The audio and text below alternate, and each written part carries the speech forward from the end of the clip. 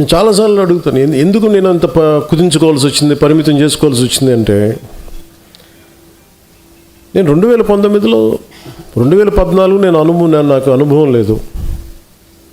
అంతకుముందే 2009లో ఒక better experience ఉంది.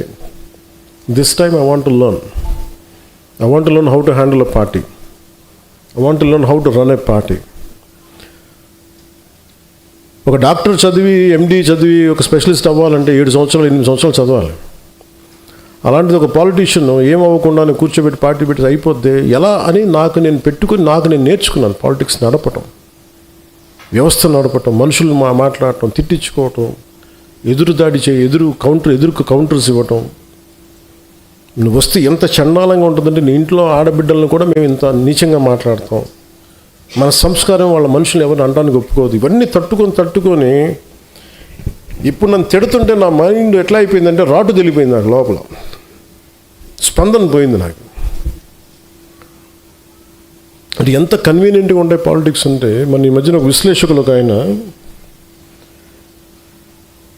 నేను అమిత్ షా గారు మాట్లాడుకుంటున్నామంటే ఆయన పక్కనే ఉండి విన్నట్టుగా మాట్లాడారు. అంటే నాకు ఆయన అంటే చాలా గౌరవం, ఎందుకంటే ఆయన ఇంట్లో పెళ్ళికి కూడా వెళ్ళాను నేను. ఓకే, ఎవరి అభిప్రాయాలు ఉండొచ్చు, నిజంగానే పాలసీ పరంగా మాట్లాడటం విశ్లేషణ వేరు. హియర్సే అనేది విశ్లేషకులు మాట్లాడకూడదు. ఇప్పుడు పలానోళ్ళు చెప్పారు నాకు, అథారిటీ వాళ్ళు ఎవరు చెప్పలేరు. ఈ సభాముఖంగా నేను మీకు ఒకటి చెప్పదలుచుకున్నా, మనకి ఎక్కడ ఉంది పార్టీ నడపడానికి శక్తి? టీవీ ఛానల్స్ ఉన్నాయా మనకి? కనీసం మనకున్న సోషల్ మీడియా హ్యాండిల్స్ అన్నీ, నాకు ఏదైనా కష్టం వస్తే అందరూ ఏకాభిప్రాయం మీద ఉంటారా? తమిళనాడులో ఒక హీరో సినిమా చూడాలి అని అంటే అతని అభిమానులందరూ ఏకతాటిపోయినంటే అతను సీఎం అయిపోయాడు. ఇక్కడ మన అభిమానులందరూ సినిమా పరంగా ఇష్టపడతారేమో కానీ పాలిటిక్స్లో కానీ కులం వచ్చేసింది. బయట కులానికి విడిపోయారు, కొంతమంది పార్టీలుగా విడిపోయారు. ఎక్కడ ఏకాభిప్రాయం ఉంది ఇక్కడ? మరి ఇలాంటి వైరుధ్యమైన వాతావరణంలో ఎదిగి ఇక్కడ దాకా రావటమే, ఒక కొండరాయిని బద్దలు కొట్టుకొని ఒక మొక్క పెరిగితే ఎలా పెరుగు అంత కష్టం వచ్చింది. అంటే మనకి గుదిబండ్లు పెట్టేశారు, గుదిబండ్లు పెట్టుకుని ఇంత వచ్చింది మొక్క. అంత కష్టం ఆంధ్రప్రదేశ్ పాలిటిక్స్. నువ్వు ఎలా గెలుస్తావో చూస్తాను అనేవాళ్ళు ఎక్కువ.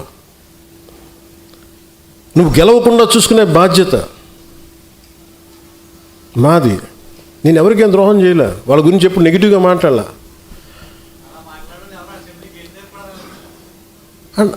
అండ్ నాకు ఆశ్చర్యంగా ఉంటుంది, నేను వాళ్ళకి ఏదైనా ద్రోహం చేసి ఒక మాట అని ఉంటే అనుకోవచ్చు. ఉత్తి పుణ్యానికి నా మీద మనిషి నాకు ఏదో కులంలో పుట్టి తినాలి కదా, అబ్బా చాయిస్ ఎక్కడ ఉంటుంది? అలాంటిది కూర్చోబెట్టి మొన్న ఈ మధ్యన కూడా ఏదో చూస్తున్నాను, పవన్ కళ్యాణ్ ఎక్కువ ఈ మధ్యన ఎప్పుడు కులాల గురించి మాట్లాడతాడు అంటే, కులాల గురించి మాట్లాడి మీరేం మాట్లాడుతున్నారా? కులం అనేది ఒక సామాజిక సత్యం, ఇట్స్ డామ్ సోషల్ ఫ్యాక్ట్, అది సత్యం. అందుకే దాన్ని ఏం చేయలేదు. దానికి మీరు ఓట్లు వేసేటప్పుడు ఈ వార్డులో ఏ కులం ఉంటుందని మీరు అడగరా? నేను అది అందరిలా కాకుండా నేను ఓపెన్గా చెప్తాను అంతే. ఒక సోషల్ డాక్టరింగ్ చేసేవాడు ఎలా మాట్లాడతాడు, ఒక జబ్బు గురించి చెప్పేవాడు ఎలా మాట్లాడతాడు? ఈ క్యాన్సర్ ఉందా, లేదంటే ఇది ఉంది, ఈ జబ్బు ఉంది, లేదంటే నీ వైటల్స్ ఇలా ఉన్నాయని చెప్తాడు.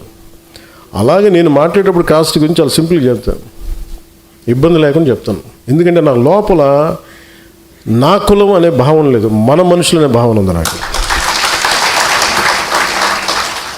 మొన్నదాకా మాట్లాడిన వాళ్ళందరూ ఇప్పుడు నువ్వేం చేసావు నీ కులానికి మాట్లాడుతూ ఉంటారు. నేను ఎప్పుడన్నా కుల నాయకుడు నేను చెప్పాను అసలు? ఎప్పుడన్నా నేను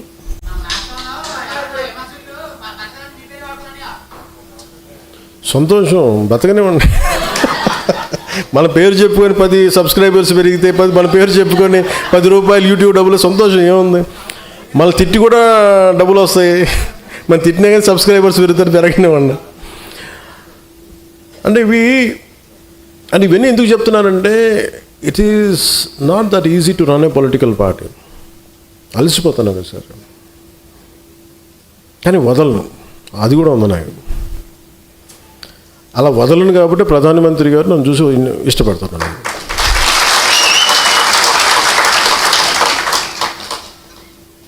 ఒక ఆడబిడ్డ ఎక్కడో ఒమాన్లో ఇరుక్కుపోయి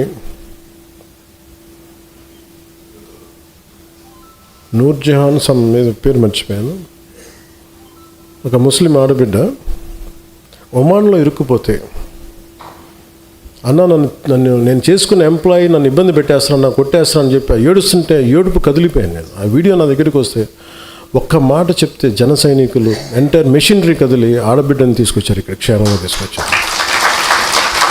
ఇలాంటి సంఘటనలు 100 మంది తిట్టిన ఒక ఆడబిడ్డ ఆనందంతో చెప్తుంది కదా, చిన్న కన్నీళ్ళు, అది చాలు నాకు. ఒక 100 అవమానాలు తట్టుకోవాలనిపిస్తుంది. ఇప్పుడు మన దగ్గర టీవీ ఛానల్స్ లేవు. నేను చాలాసార్లు చూస్తుంటా, ముందు నన్ను ఎవరిని మెచ్చుకొని తెగ విశ్లేషకులు ఉన్నారని నాకు భయం వేస్తుంది. వీళ్ళ తర్వాత ఫ్యూచర్లో తిడతారు నేను.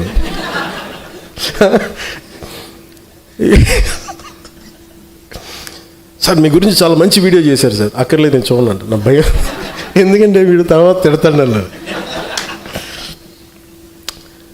అంటే అది ఏమైపోయిందంటే మైండ్ అంత ఒక బ్రూటల్ ఫ్యాక్ట్కి యాక్సెప్టెన్స్ వచ్చేస్తుంది. ఈ మధ్యన మా విశ్లేషకులు, మన పేరు మర్చిపోయానండి, ఎవరు ఏమో 2-3 పేరు ఆయన ఏమంటారు, నేను వెళ్ళలేదు చదువు, ఆయన కూడా తిట్టారండి కొద్దిగా. ఏమన్నారు,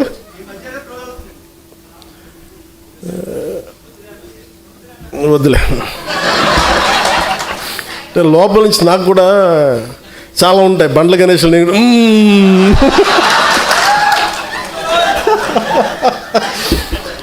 ప్రొడ్యూసర్ బండ్ల గణేష్ ఏమంటాడు కూర్చోబెట్టి లోపల బావులు, అట్లా నేను కూడా ఏదో మాట్లాడకుండా వద్దులే వస్తుంది.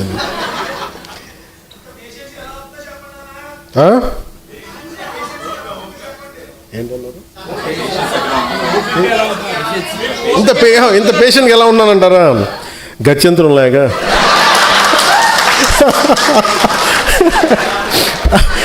అలాగే ఇప్పుడు విశ్లేషకులు ఏది మాట్లాడుతూ ఉంటే, అంటే ఈ మధ్య ఎక్కువ న్యూస్ అయింది కాబట్టి చెప్తాను, మామూలుగా ఇది పట్టించుకోను. కానీ నేను ఎందుకు మాట్లాడుతాను, ఎవరన్నా సరే అమిత్ షా గారు ఎలాంటి వ్యక్తి, దిగ్విజయంగా 3 సార్లు భారతీయ జనతా పార్టీని అన్ని రాష్ట్రాలు, దాదాపు అన్ని రాష్ట్రాల్లో బోణీ లేని చోట బోణీలు ఖాతాలు తెరిపించి, తమిళనాడు లాంటి చోట ఒక్కొక్క కొట్టలేని ఎల్లలేని రాష్ట్రాలని కొట్టి చూపించి, కేరళ లాంటి చోట toughest home minister after Shri Sardar Vallabhbhai Patel, Shri Amit Shah was toughest one. But నిజంగా ఆయన నేను చాలా దగ్గరగా చూశాను. నేను ఆయనకి నేను ఏదో చెప్పానంట, ఆయన నన్ను తిట్టారంట. ఇది వీరు విన్నారంట. వీరికన్నా మనోహర్ గారికి తెలిసిన వ్యక్తి మనోహర్ గారు చెప్పారు, ఆయన చెప్పారంటే వీరు విన్నారంట. నాకు ఏమనిపిస్తుంటే, రోడ్డు మీద వెళ్ళేవాళ్ళు ఎవరో మాట్లాడితే వేరు, ఒక క్రెడిబిలిటీ ఉన్న విశ్లేషకులు ఇలా మాట్లాడితే తప్పదు. ఇప్పుడు నా గురించి కూడా మాట్లాడినాక నన్ను ఎన్నిసార్లు క్యారెక్టర్ అసాసినేట్ చేశారు, ఎన్నిసార్లు నన్ను తిట్టారు, తిమ్మారన్నారు, ఆయన పట్టించుకోవాలి. కానీ అమిత్ షా గారి పేరు వినిపిస్తే మటుకు నాకు తప్పు అనిపించింది, అది నేను ఖండించాలనిపించింది. దేనికంటే ఆ స్థాయి వ్యక్తుల్ని,